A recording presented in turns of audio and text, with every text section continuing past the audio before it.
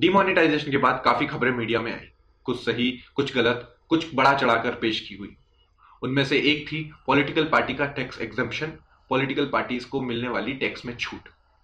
Readers ने सबसे पहले इस खबर को पब्लिश किया और यह दिखाने की कोशिश की कि पॉलिटिकल पार्टीज को जो भी फंडिंग मिलने वाली है डिमोनेटाइजेशन के बाद, या जो भी फंडिंग उनको मिली हुई है, वो अगर वो अपने अकाउंट में जमा कराएंगे तो उस पर उनको टैक्स नहीं लगेगा। जनता में हाहाकार मच गया। जो लोग डिमोनेटाइजेशन का सपोर्ट कर रहे थे वो भी खुलेआम आकर सरकार को गालियां दे रहे हैं, कोस रहे हैं। आखिर जनता त्रस्त है, अपना पैसा जमा करा रही है बैंक में, और पॉलिटिकल पार्टी को इस प्रकार की छूट। काफी रिसर्च करने के बाद, अलग अलग रिपोर्ट्स, आर्टिकल पढ़ने के बाद, opindia.com पर जो एक आर्टिकल था उसको देखकर मुझे समझ में आया कि कैसे रियूटर्स ने इस खबर को मसाला लगाकर, हाइप बनाकर रिपोर्ट किया। पॉलिटिकल पार्टी कोई कमर्शियल ऑर्गेनाइजेशन नहीं है, उनकी कोई अर्निंग नहीं है। उनको जो भी चंदा मिलता है वही उनकी अर्निंग होती है। तो आर्टिकल 13A के तहत पॉलिटिकल पार्टीज को टैक्स एग्जम्पशन है, लेकिन हां, उनको रिटर्न फाइल करना पड़ता है। यस, इट इज पॉसिबल, लेकिन हमेशा की तरह इसमें भी हमारे सिस्टम में कमी है। 20,000 से नीचे के जितने भी डोनेशन होते हैं, पॉलिटिकल पार्टीज उनको अननोन सोर्स डिक्लेयर कर सकते हैं, उनको उसके सोर्सेस के बारे में बताने की कोई जरूरत नहीं है। तो अगर कोई भी बड़ा फंड पॉलिटिकल पार्टीज के पास है, कोई ब्लैक मनी है, तो वो उसको 20-20 हजार के छोटे डिनोमिनेशंस में अपने अकाउंट में जमा कर सकते हैं। उसका उनको सोर्स बताने की जरूरत नहीं है। जी नहीं, पॉलिटिकल पार्टीज को टैक्स में छूट जरूर है, लेकिन उनको अपनी बैलेंस शीट मेंटेन करनी होती है, इनकम टैक्स रिटर्न फाइल करना होता है, और जो भी खर्चा होता है वो दिखाना पड़ता है। मेरी जानकारी में तो ऐसा कोई केस मैंने नहीं सुना है जहां पर पॉलिटिकल पार्टीज को कोई रेड हुई हो या सच। लेकिन हाँ, इनकम टैक्स डिपार्टमेंट में कंप्लेंट आप इसके बारे में कर सकते हैं। रिसेंटली खबर आई थी कि कांग्रेस और आप पार्टी को इनकम टैक्स डिपार्टमेंट ने नोटिस भेजा है, लेकिन आई डोंट नो कि इसको कहां तक ले जाया जा सकता है या कितनी उनकी पावर है या विल पावर है।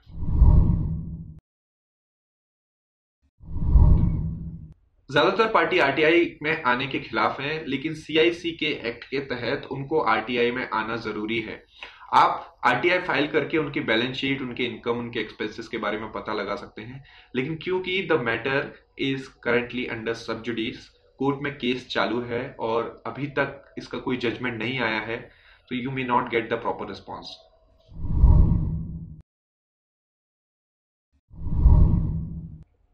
पॉलिटिकल पार्टीज जब आईटीआर फाइल करती हैं तो उनको अपना पूरा डोनेशन जो भी उनको मिलता है उसको रिपोर्ट करना होता है। दैट इज कंसिडरिंग 20,000 का डिपॉजिट भी।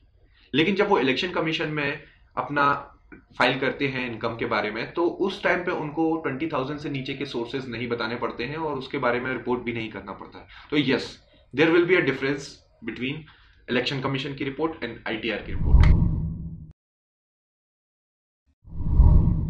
बिल्कुल, पॉलिटिकल पार्टी किसी भी अमाउंट में पैसा ले सकते हैं और उसको 20,000 के नीचे के डिनोमिनेशंस में अकाउंट में जमा करा सकते हैं और उसको व्हाइट मनी दिखा सकते हैं। इसके लिए वो किसी भी हम परसेंटेज का शेयर भी ले सकते हैं अपना, लेकिन उनको अपना एक्सपेंसेस इलेक्शन कमीशन में दिखाना पड़ता है। तो ये सारा कुछ हो रहा है, हो सकता है, इसको पकड़ भी सकते हैं, लेकिन इसके लिए पॉलिटिकल विल चाहिए। जनता ने उन पर भरोसा किया है, उनको बहुमत दिया है। डिमोनेटाइजेशन जैसी क्रूशियल और किलिंग एक्टिविटी में भी उनको सपोर्ट है। इसके बावजूद अगर वो नहीं करेंगे तो डेफिनेटली वो जनता का भरोसा खो देंगे। लेकिन कुछ स्टेप उन्होंने ऐसे लिए हैं जिनको देखकर लगता है कि शायद वो इन चीजों के ऊपर भी ध्यान दे रहे हैं। समय हो सकता है लगे, लेकिन आज भी लोगों को उन पर भरोसा है। अभी कल ही मैंने ये न्यूज देखी जिसमें इलेक्शन कमीशन ये कोशिश कर रहा है कि पॉलिटिकल पार्टीज को दिया गया कोई भी फंड 2,000 से ऊपर वो कैश में ना हो। मैं एक ऑनलाइन पिटीशन स्टार्ट करने जा रहा हूं जिसमें मैं सरकार से और प्रधानमंत्री जी से ही निवेदन करूंगा कि वो इलेक्शन कमीशन को सपोर्ट करें, उनके स्टेप को सपोर्ट करें। प्रधानमंत्री अगर डिजिटाइजेशन चाहते हैं तो हम भी ये चाहते हैं कि सबसे पहले पॉलिटिकल पार्टीज इसको एक्सेप्ट करें।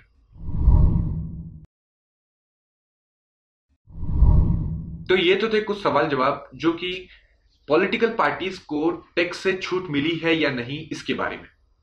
तो आप देख सकते हैं कि खबरों को कैसे बढ़ा चढ़ा के पेश किया जाता है। मीडिया की किसी भी रिपोर्ट पे आंख मूंद के भरोसा ना करें।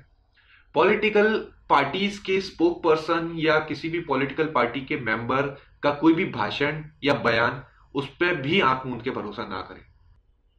अपनी रिसर्च करें, एनालिसिस करें और फिर कोई ओपिनियन बनाएं। अगर आप भी इसमें मेरे साथ हैं तो कृपया इस वीडियो को लाइक करें, शेयर करें, सब्सक्राइब करें और उस पिटीशन को साइन करें। लिंक नीचे दिया हुआ है। Thank you so much.